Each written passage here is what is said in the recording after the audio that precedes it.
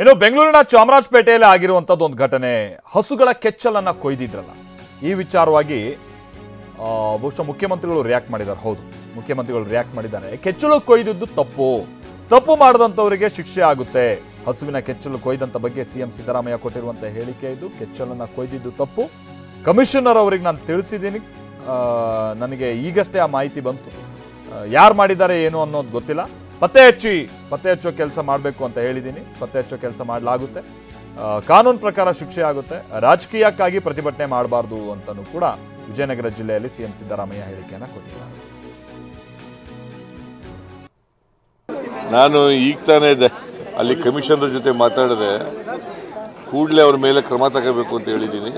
ಅವ್ರು ಯಾರು ಅಂತ ಪತ್ತೆ ಹಚ್ಚಬೇಕು ಅಂತ ಹೇಳಿದ್ದೀನಿ ಕಮಿಷನರಿಗೆ.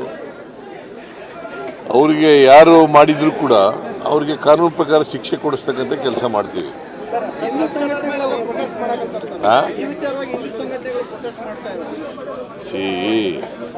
ನನಗೆ ಗೊತ್ತಿಲ್ಲ ಯಾರು ಮಾಡಿದ್ದಾರೆ ಅಂತ. ಅದಕ್ಕೆ ಹಿಂದೂ ಸಂಘಟನೆಗಳು ಪ್ರತಿಭಟನೆ ಮಾಡೋದಿದೆಯಲ್ಲ, ಅದು ರಾಜಕೀಯವಾಗಿ ಮಾಡ್ತಾ ಇರ್ತಕ್ಕಂಥ. ಸರ್, ಈ ಥರ ಕೆಚ್ಚಲು ಕೊಯ್ಯುವಂಥದ್ದು, ಹಿಂಸೆ ಕೊಡುವಂಥದ್ದು, ಹಿಂಸೆ ಕೊಡಬಾರ್ದು ರೀ. ನಿಜ, ಯಾರು ಮಾಡಿದ್ದಾರೆ ಅಂತ ಗೊತ್ತಿಲ್ವಲ್ಲಪ್ಪ. ಸುಮ್ಮನೆ ನೀವು ಕೆಚ್ಚಲು ಕುಯ್ಬಾರ್ದು ಅಂತಂದರೆ, ಕೆಚ್ಚಲು ಕುಯ್ಬಾರ್ದು ಅನ್ನೋದು ತಪ್ಪು. ಕೆಚ್ಚಲು ಕೂದಿರೋದು ತಪ್ಪು. ಯಾರೇ ಮಾಡಿದ್ರು ಕೂಡ ಅದು ಅಪರಾಧ. ಗೊತ್ತಾಯ್ತಾ?